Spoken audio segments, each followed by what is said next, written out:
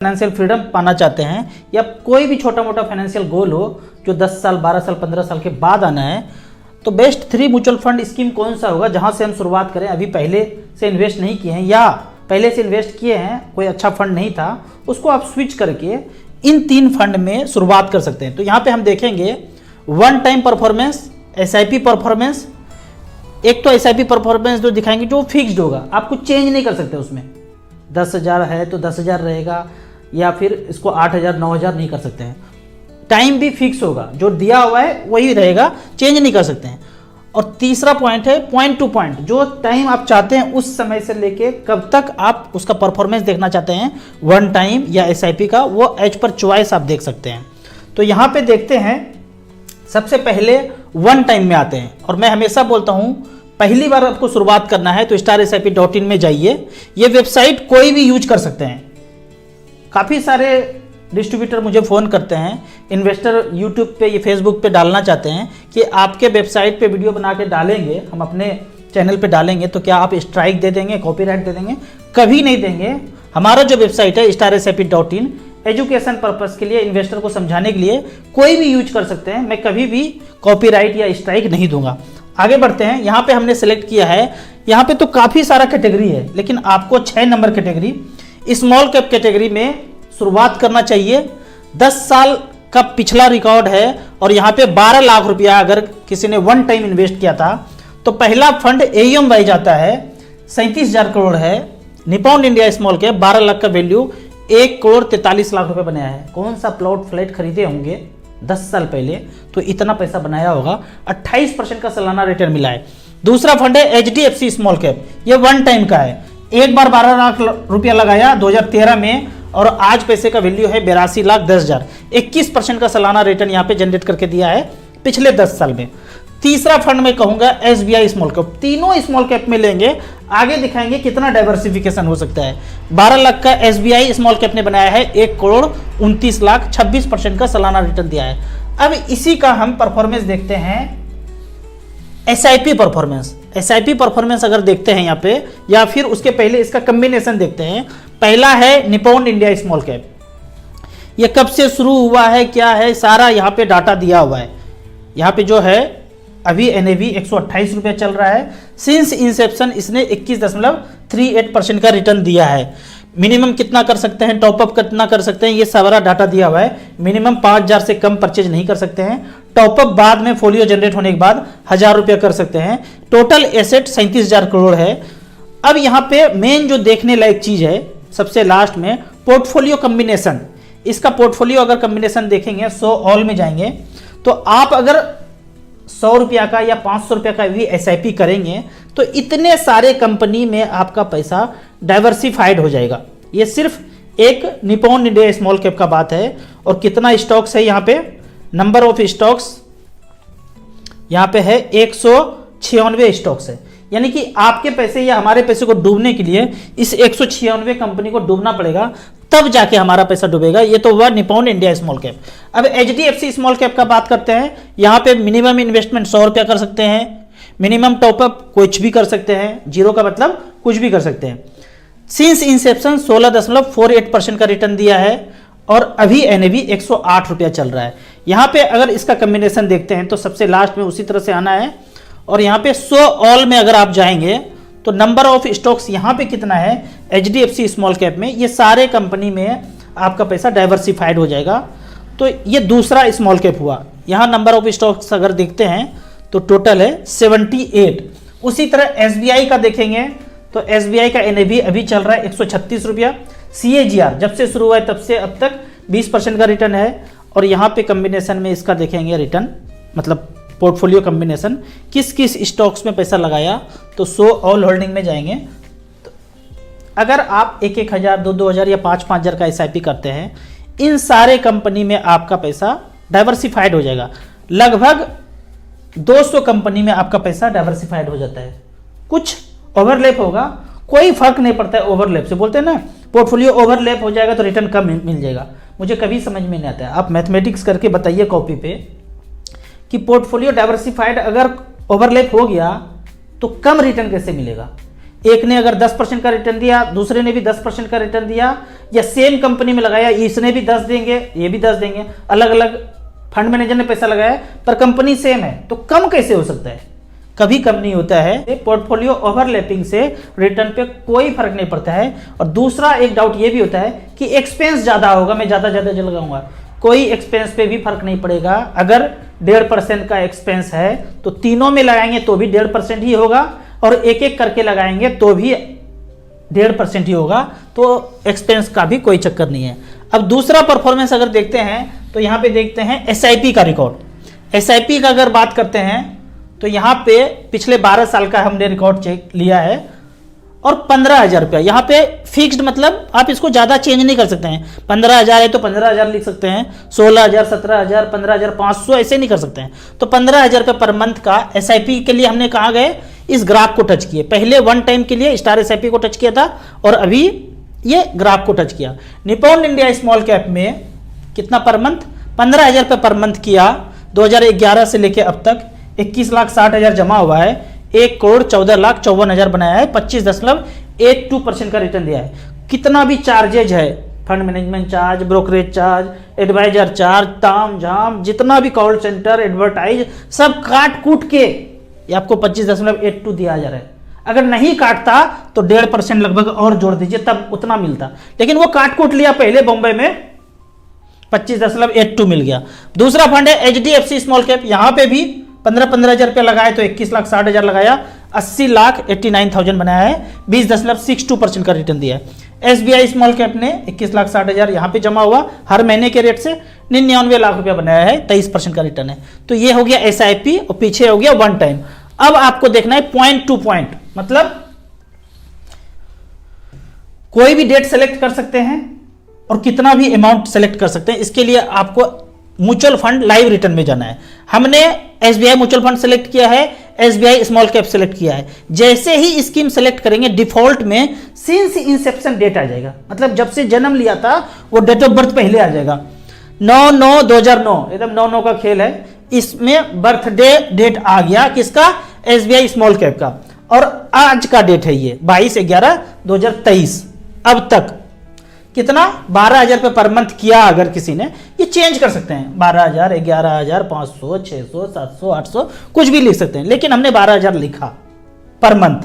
तो जमा किए 20,52,000 और पैसा बना है 1,19,00,000, 22% का रिटर्न दिया हुआ है। कैश फ्लो में अगर जाएंगे, बेहतरीन वेबसाइट है, ऐसा वेबसाइट कहीं हो तो हमें भी दिखाइए, कहीं है ही नहीं। काफी खोपड़ी लगाया है, 2 साल लगा है तब जाके तैयार हुआ है।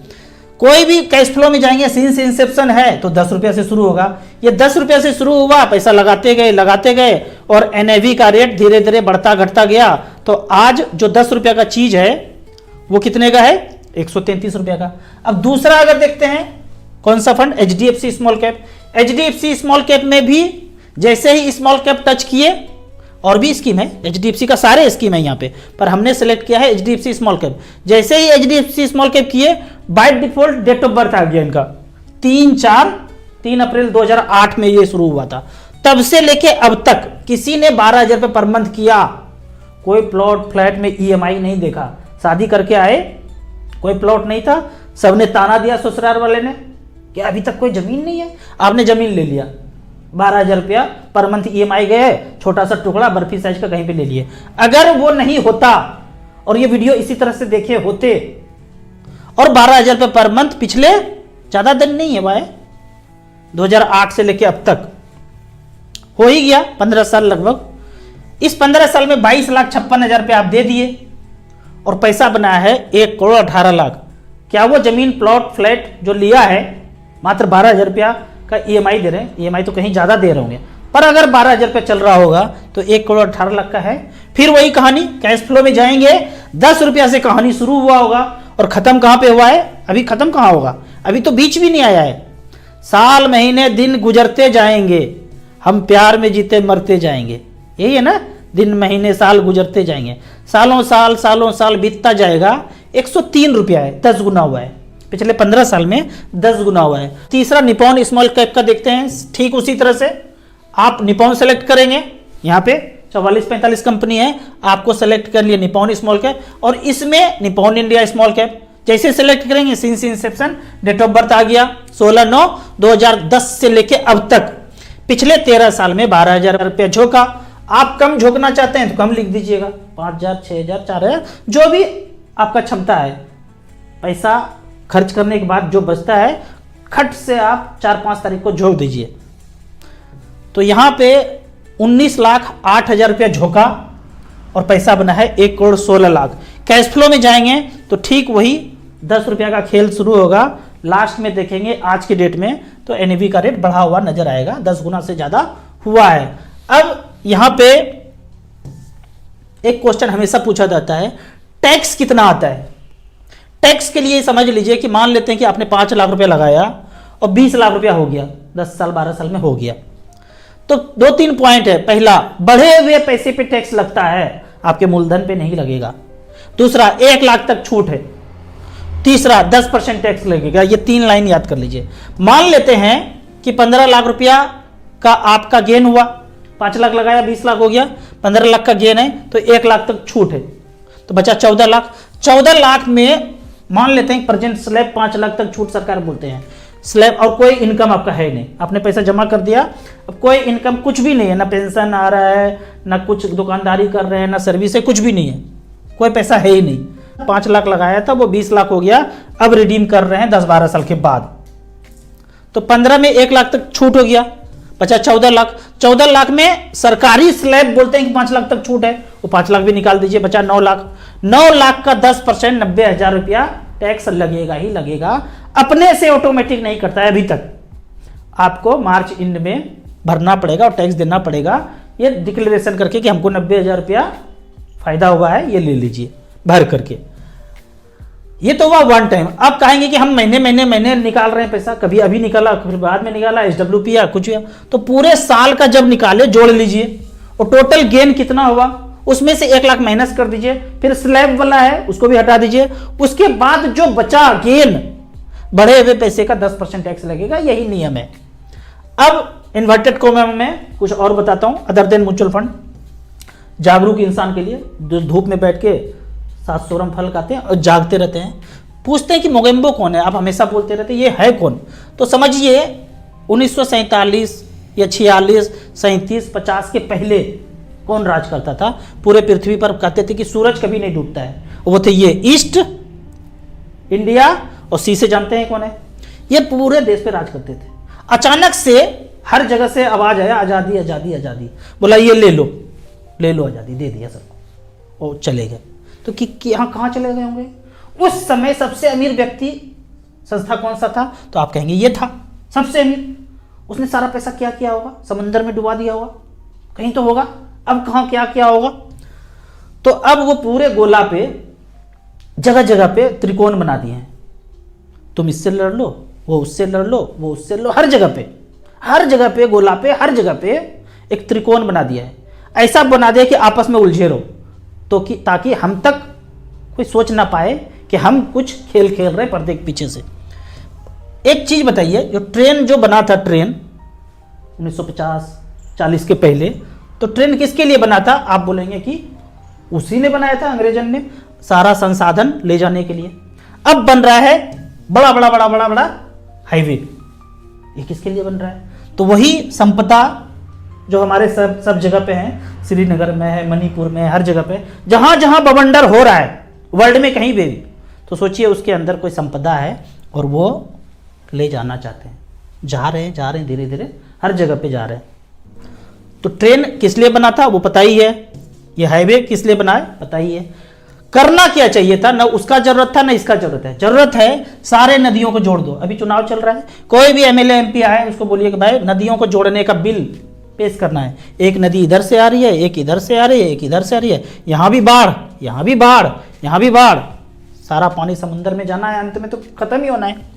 और यहाँ सूखा ही सूखा है, यहाँ कोई कुछ पहुंच ही नहीं रहा है। अगर सारे नदियों को जोड़ दिया जाए और डाइवर्ट करके यहाँ जब सूखा है यहाँ भी पानी पहुंचा दिया जाए, तो ये नदी जो है ना, इस तरह से इतना बड़ा जो दिख रहा है ना, अगर सारे नदियों को जोड़ दिया जाए तो नदी एकदम संकरा हो जाएगा, छोटा सा हो जाएगा। यहाँ उस पार से उस पार छलांग लगा के भी ओलंपिक का आदमी पहुंच जाए, इतना छोटा हो जाए। और इतना जो जगह बचेगा ना, पेड़ ही पेड़ लगा दीजिए, फल का पेड़, आम का, लीची का, तरबूज का, जितना चीज़ लगाना है सब लगा दीजिए। पूरा देश और वर्ल्ड भी ये नदियों को जोड़ने के बाद जो जगह बचेगा उसी से खा लेगा। लेकिन नहीं, आपको कष्ट में रखना है, आपको तकलीफ में रखना है। और रखेगा कौन? जो हमें आज़ादी दिया। कौन दिया? ये सेटिंग करके। तो सेटिंग अभी भी है। आपको ये सब बात ना आसानी से समझ में नहीं आएगा, तो मैं जो चैनल का नाम बोलता हूँ उसको आप देखते रहेंगे, समझते रहेंगे, तो आपको पता चलेगा कि आज भी वही उन्हीं का चल रहा है राज। तो इस तरह से करके अभी जो चुनाव का माहौल बनेगा, कोई भी आए, नदियों को जोड़ने का बिल पास करो। और बिल इस तरह से होना चाहिए कि गंगा की सफाई जैसा बिल नहीं कि सारा पैसा भी खत्म हो गया और कोई सफाई नाम का कोई चीज भी नहीं दिख रहा है।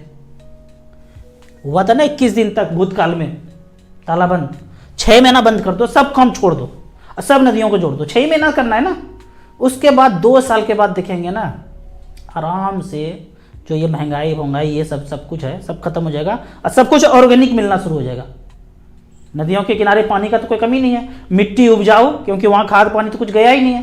पेड़ ऐसा लहलाएगा ना, लेकिन खोपड़ी खराब किसका होगा? मोगेम्बो का। वो चाहते नहीं कि आप खुशहाल जिंदगी जी पाएं। अब कुछ कमेंट्स का बात करते हैं। इन्वर्टेड कॉमा बंद कीजिए। ये जो मैं इन्वर्टेड कॉमा करके बोलता हूँ इसको सोचना है। हमारे बाद कुछ ही लोग बचे हुए ऐसा बात बोलने के लिए, सब डर के जी रहा है। या फिर पैसा पे पैसा आता है, मेल ये ले लो, ये कर दो एडवर्टाइज, जुआ का एडवर्टाइज कर दो, शराब का एडवर्टाइज कर दो, बिटकॉइन का कर दो। कुछ भी नहीं करते भाई, एक एक वीडियो के लिए 2-2 लाख रुपया बोलते हैं। लेकिन मोगेम्बो वीडियो देखे तो खोपड़ी, हम भी गए, चैनल भी गया, सब गया। इसीलिए जितना रिस्क लेके समझा रहा हूँ समझ जाइए और अपने आसपास के लोगों को भी समझाने का कोशिश कीजिए।